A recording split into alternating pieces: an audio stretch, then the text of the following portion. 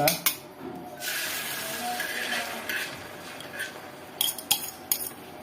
Okay, இப்படி எல்லா முட்டையும் நம்ம ரெடி பண்ணி வச்சுப்போம்.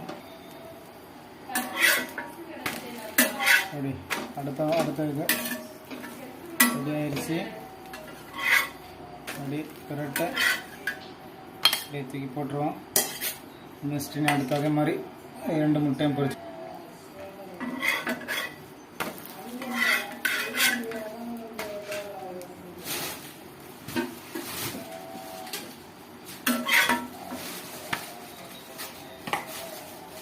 ஓகே, நம்ம கடைசி முட்டை ரெடி ஆகிட்டு இருக்கு.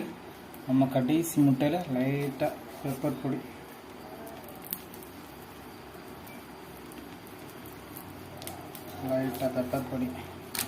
ஏன்னா எனக்கு பெப்பர் பொடி பிடிக்கும் அதனால். ஓகே, அது அப்படியே